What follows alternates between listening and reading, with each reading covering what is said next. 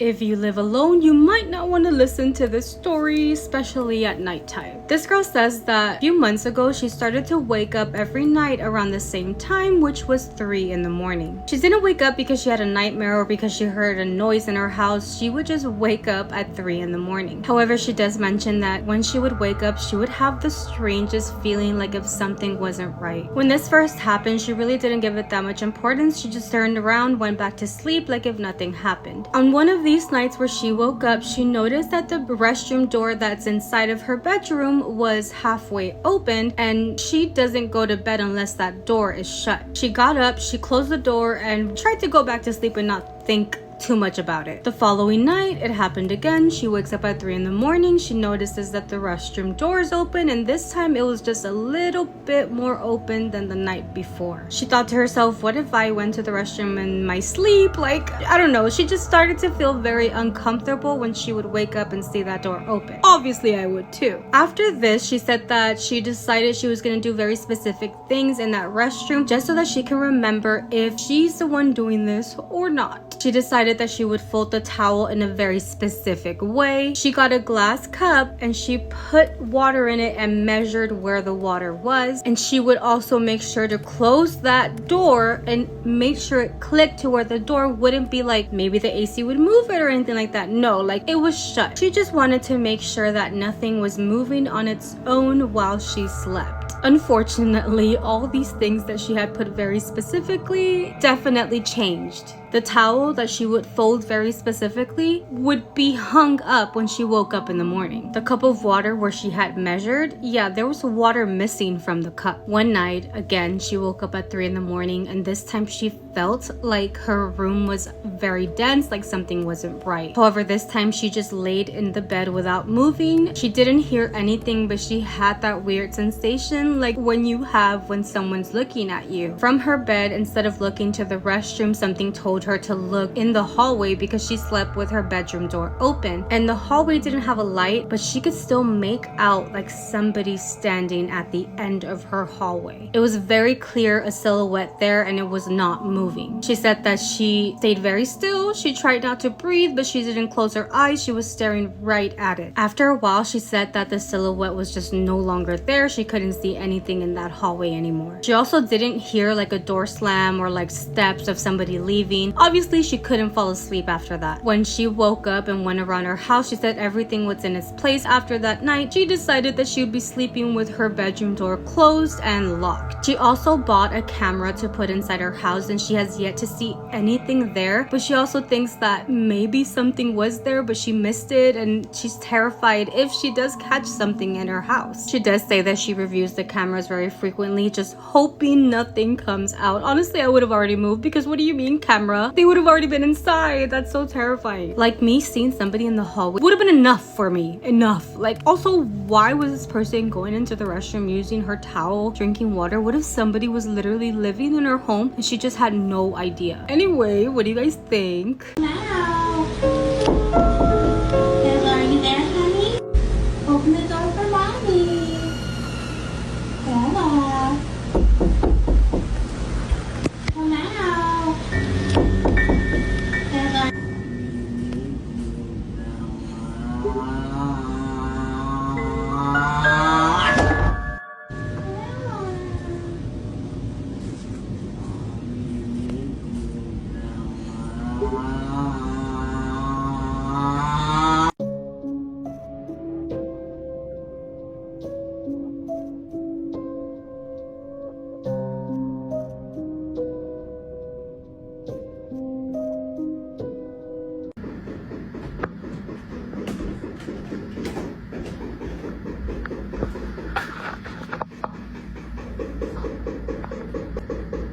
Hello? If you can hear me, please stop. Why are you going faster?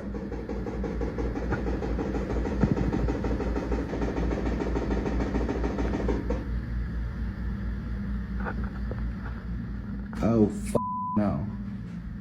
This is more or less really creepy, like late at night when it happens. During the day, I can walk down here and it's like, okay, it's creepy during the day too. Calm down, girl. Noah says that the old house was previously inhabited by the Hood family, who all met a tragic fate inside the home. Even weirder, Noah finds out that Mary Hood passed away on the exact spot where he often hears the creepy, unexplained tapping. As the weeks wear on, Noah starts to get a bit accustomed to the ghost that he believes to be Mary Hood. He even becomes a bit annoyed by the nightly tapping. Mary.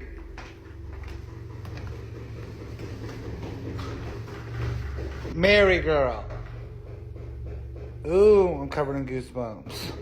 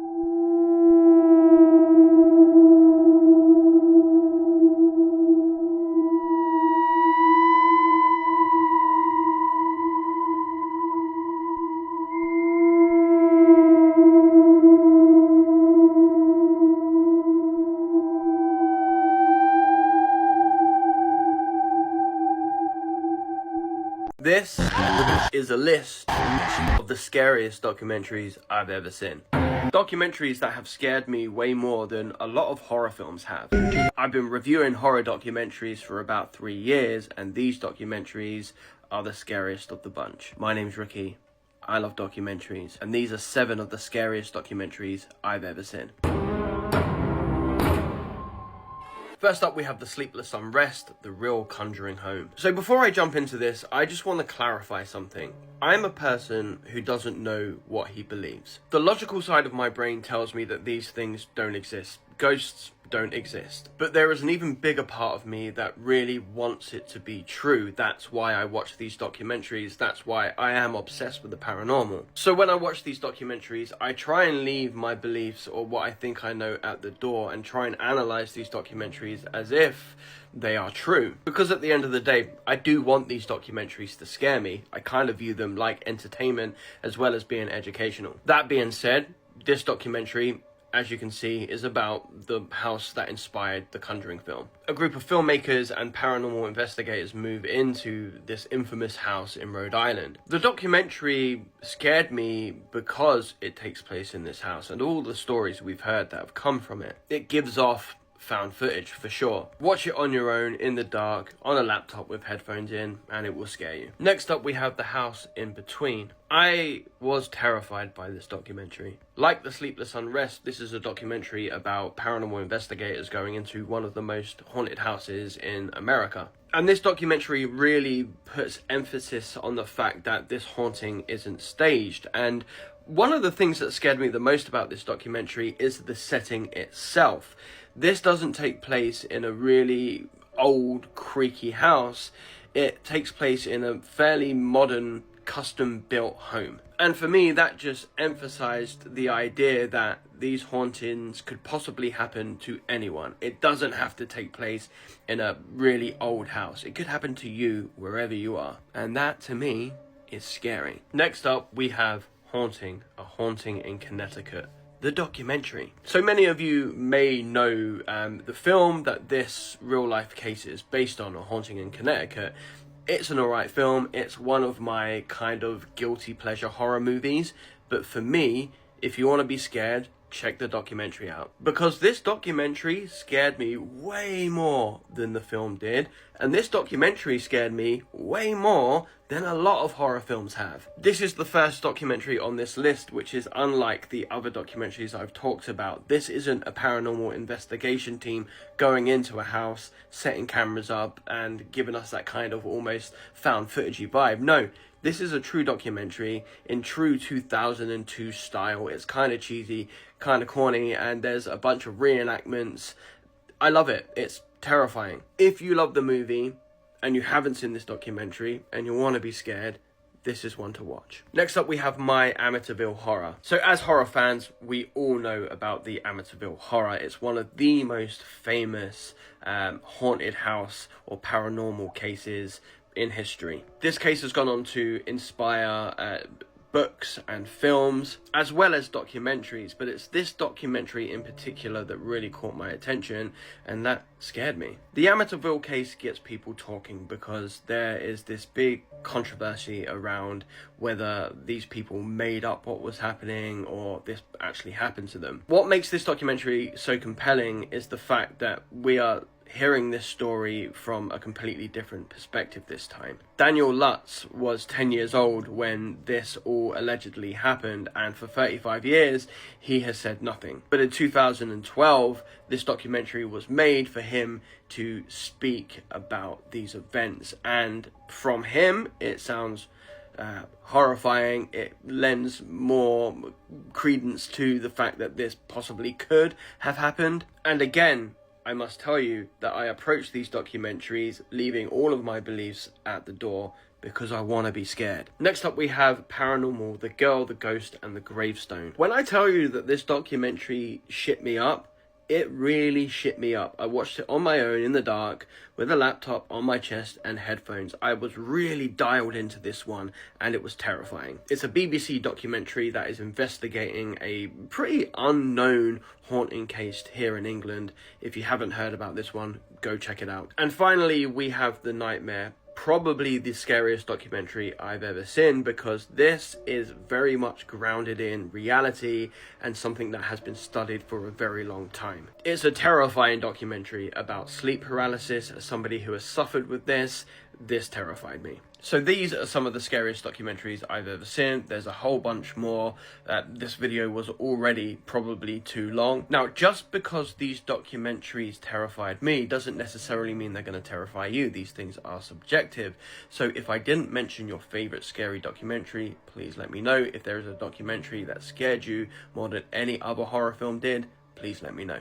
This story was sent to me by Cece on Facebook, and she experienced something really strange while trying to watch the new Conjuring movie. Everybody hold hands and let's pray before I read you the story. By the way, I really wanted to wear my Lunchable earrings, but the green screen is a bitch. They're so cute though. So almost an hour ago, I was on the phone with my friends and we all agreed to watch the new Conjuring movie on this free app that we use. But my friends ended up getting a mobile game called Call of Duty Mobile, but we were still on FaceTime. So I put on the new Conjuring movie, but side note, I already started the movie a few days before, but I couldn't get into it. So today I was gonna rewatch it with my friends, but since they chose to do something else, I started where I left off. Anyway, 20 minutes go by and my friends ended the call with me, but I'm not tripping, we always do that, so I'm still watching the movie. But kid you not, I had earbuds connected to my laptop that I was watching the movie on. So while I'm watching the movie with my earbuds, side note, I have two animals, a small dog and a black kitty. So while I was watching the movie, my dog begins to growl and bark. Mind you, she's very quiet and doesn't bark unless she feels in danger, and that's extremely seldom. So I instantly turned off the movie because the scene that it was on was just, I don't know how to explain, the wrong timing in my eyes. So I sit up and turn on the flashlight on my phone. Turn the light on in the room, not the flashlight. So I'm sitting and listening. My cat begins to meow, so I meow back to call her, and usually she comes to me right away, but she didn't. So I waited a few more minutes and kept listening before I moved to go check on her. Next thing I hear is her meows getting longer, and she starts making these little cat sounds when they're hunting or something. It's extremely hard to explain through text, but anyway, I run to go get her. She gets startled and runs into my room. So mind you, my door has been off the hinges for months and ended up breaking in half, so I still use the bottom half to trap my animals into my room. But while I'm walking back into my room, I'm yelling out to whatever it was, saying, "Whatever you are, leave me and my animals alone. I won't let you hurt us," over and over again, but in an extremely aggressive manner. Now, the bottom half of the door is secured once I step back into my room. I eventually sit down, holding my animals close to me. So out of nowhere, something kicks the bottom half of the door. I propped up to secure my animals into my room, so now I'm screaming to the top of my lungs at this point for whatever it is to get out of my house. Nothing after that has happened. But girl, I never been so paranoid before in my life. I have turned on my light and some cartoons, but I'm never watching another scary movie or video again. So after this, I watched the movie, obviously. Like, bitch, the warning signs were there, do not watch the movie, and I thought, yeah, I should watch the movie. If you have seen the movie, the part that she was in when this happened is the part where the priest went to, I believe, Pennsylvania to get some help for the family, and then all that happens. Fuck that. Like, what? Yeah, that timing was not good. That was not okay. And who the fuck pushed that door? What do you guys think?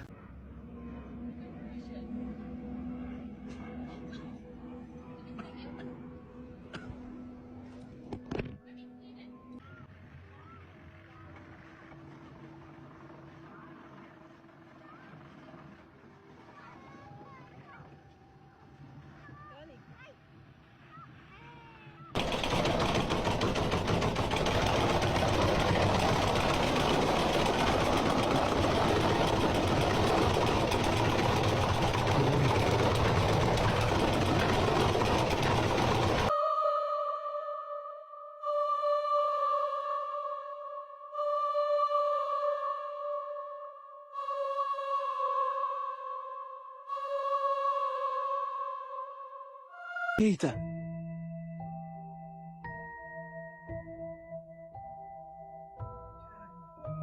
Meu Deus do céu. Será que eu passo? Que é isso? Passa, Thiago. Passa, velho. Passa, velho. Acelera. Céu.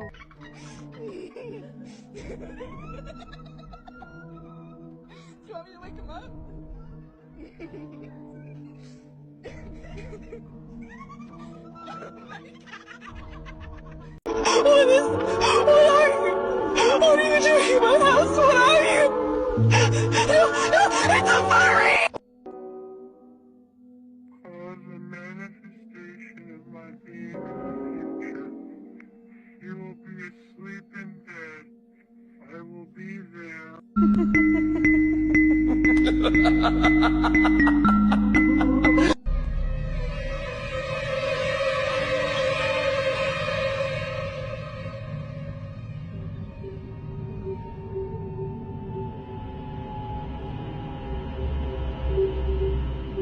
Guys, I just got this really cute umbrella from the dollar store and I wanted to show you because I fucking think it's the cutest thing ever. Okay.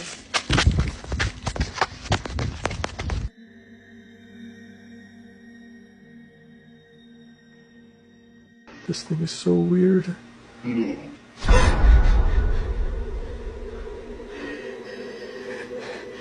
you understand me?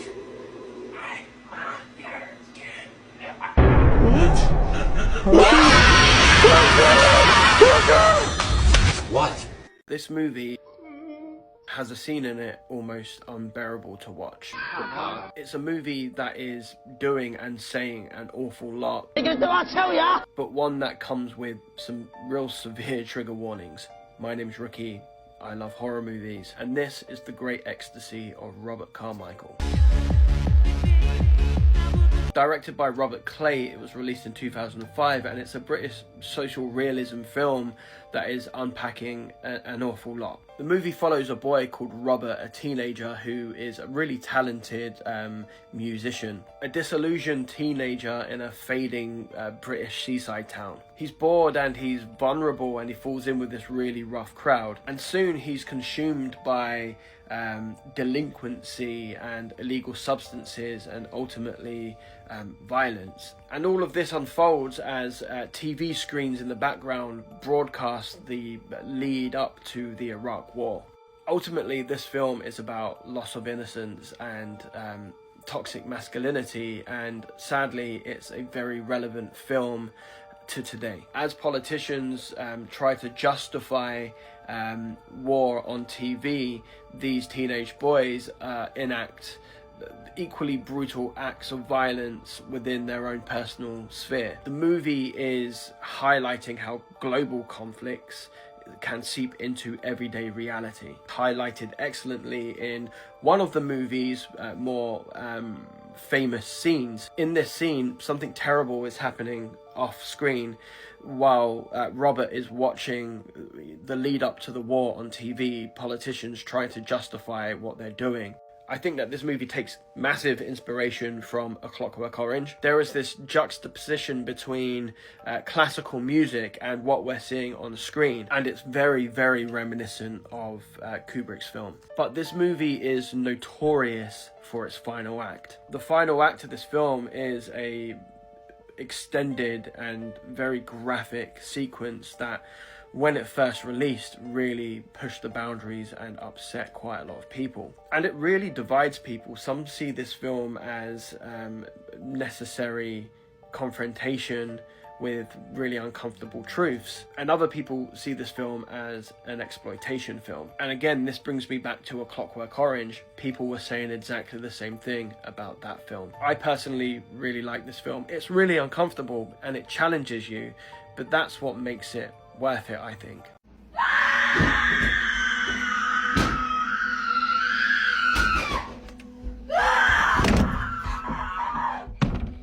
In the moonlight, my honey, I roam with the dawn.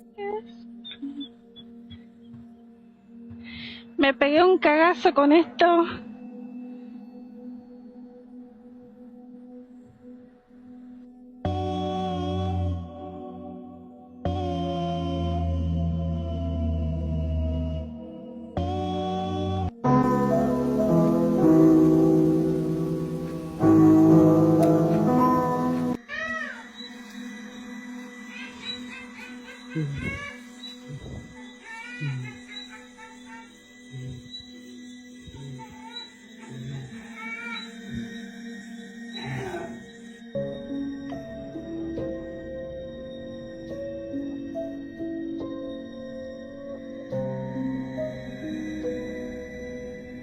I've seen some scary ass dolls in my life, and they don't bother me.